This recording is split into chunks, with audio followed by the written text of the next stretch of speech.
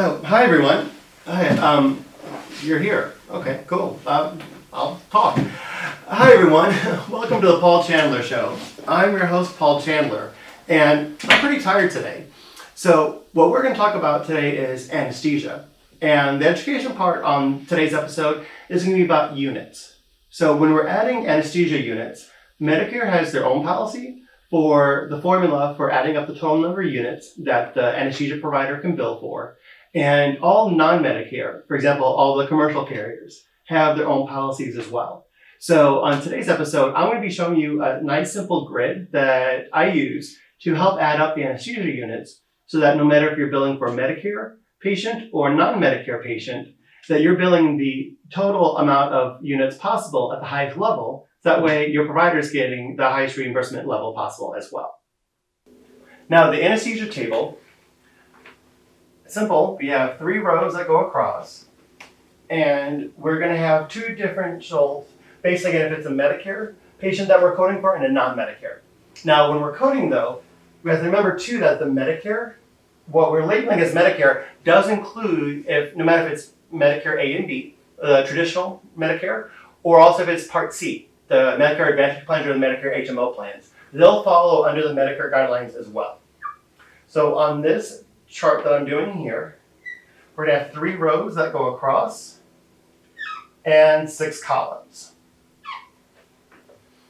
And on the second row, I did make the first row up on top a little bit larger because we'll be making some notes in there. And in the second row, we're going to be coding it if it is a Medicare patient. And then the last row will be non-Medicare. And remembering that non-Medicare, that includes all the commercial carriers in the United States built up together. So we have different variables that we use when we are coding for the number of units for anesthesia. First, we have to know for the CPT code what the RVU is. RVU for relative value unit. Now as coders, we typically do not have to know the RVU because the relative value unit is usually built into our computer software that we're coding with. But that is just a rating scale where the higher the number, the more complex the procedure is. So let's just say, for example, I'm just going to pick a random number. Let's say that the CPT code that we're billing for anesthesia has an RVU of, let's just say 5, for example. Both Medicare and non-Medicare get the RVU units for the CPT code. And then the next value that we have to work with is time, the anesthesia time. Now remember, the anesthesiologist time, that is not just the surgery, everything before the surgery and everything after the surgery itself. So the time will start for anesthesia when the anesthesiologist walks into the OR, starts putting the patient under, and then when after the surgery is done, the anesthesiologist is with the patient until they generally sent off to recovery to wake back up again. So whenever the doctor transfers the anesthesiologist care of the patient over to the recovery department. Now with the anesthesiology time, something you have to remember is 15 minutes is 1 unit of anesthesia time. And that's the same across the board, no matter what insurance care that we're coding for. Now, because anesthesiologists don't always work in 15-minute increments, once we hit 8 units, we can round up. So let's say, for example, so 15 minutes is 1 unit, so it's a full hour. 60 minutes is 4 units. What if the anesthesiologist goes for, say, an hour and 7 minutes? 7's not running up to 15, so we would just have to code it as 4 units for the 1 hour. if the anesthesiologist's time is 1 hour and 7 minutes. But what if you have an hour 8 minutes? 8 minutes rounds up to 15, then we've got an extra unit in there. So that's the cutoff time. Once we have the extra minutes in there, we get 8 and above, really 8 to 14, we can round up to 15. So with the 15 minutes of 1 unit of anesthesia time, both Medicare and non-Medicare get those units as well. So let's say we have the hour and 8 minutes. Then that would be a total of 5 units. Then Medicare would get those 5 units, and non-Medicare patients get those 5 units as well. This is where it starts getting different now between Medicare and non-Medicare. The next variable that we have are the physical status modifiers. That would be what we call the P1 through P6 as far as the scale. Now, the doctor, the anesthesiologist, they should all know what a P1 through P6 is if they are actually seeing the patients and if they actually graduate from medical school. So our documentation can say P1 through P6, that's fine.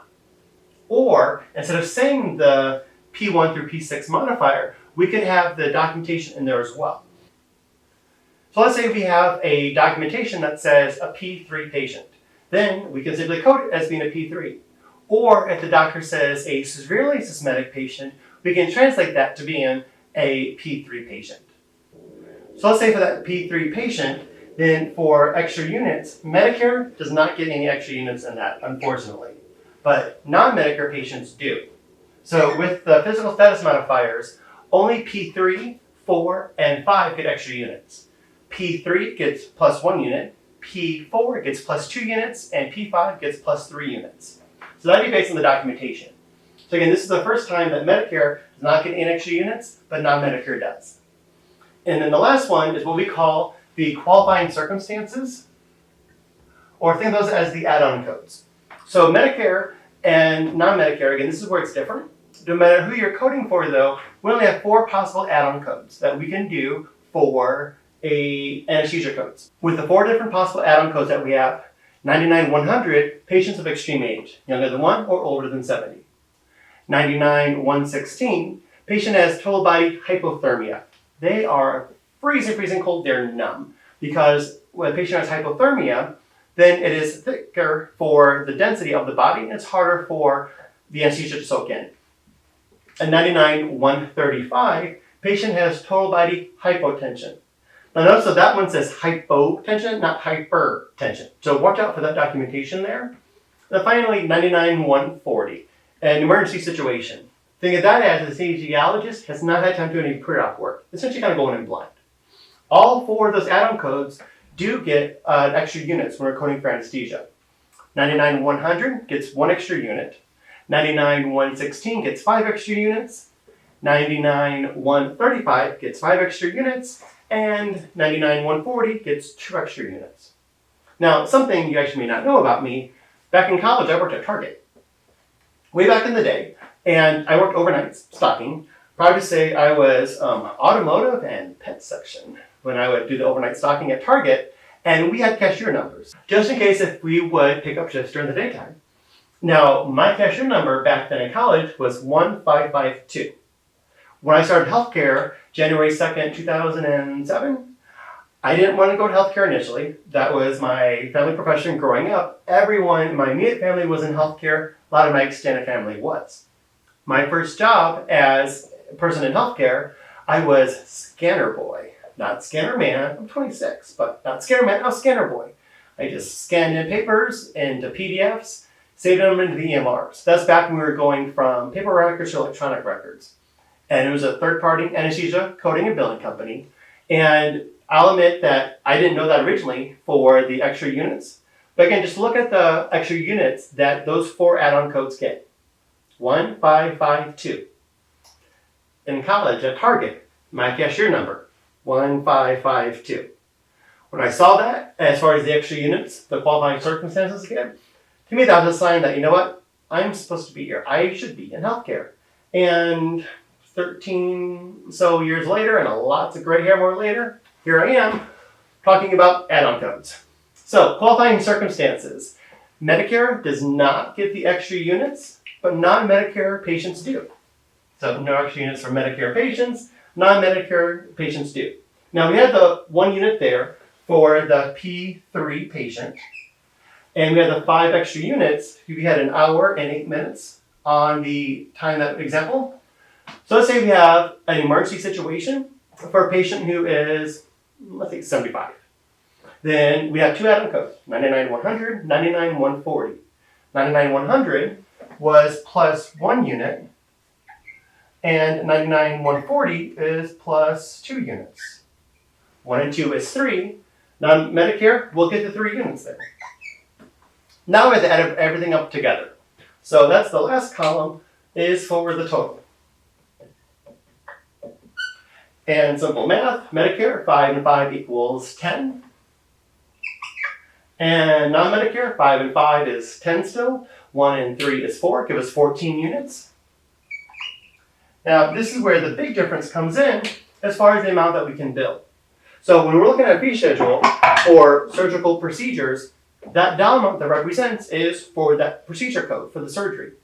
In anesthesia, this fee schedule is based on whatever dollar amount is per unit.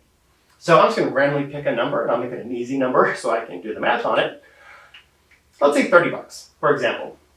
So this is what we call the conversion factor. So up on the top here for the total, I'll write down CF for conversion factor. Well, let's say $30. Then to figure out how much we can bill for the anesthesia services, take the dollar amount, the conversion factor, times it by the number of units, 10.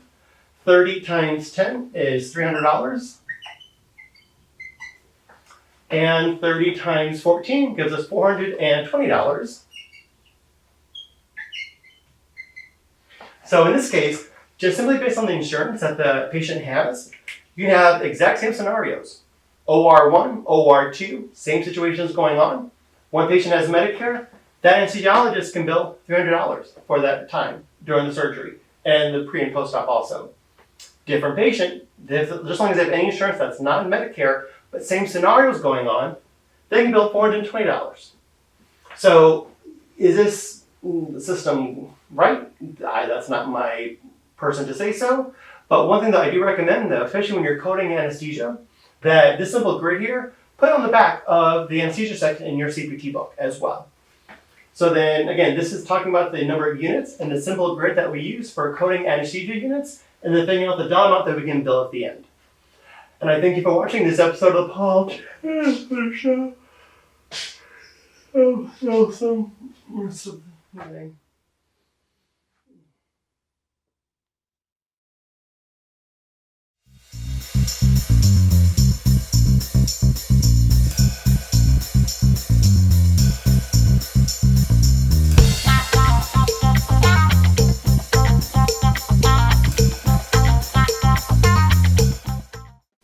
If you like this video and want to see more, make sure that you subscribe to our YouTube channel.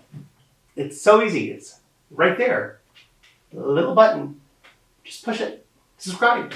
We'll send you videos. You'll get alerts. You'll know when a new episode is up.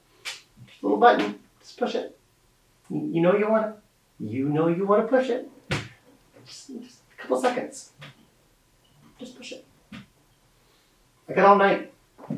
Nothing else to do. Just subscribe.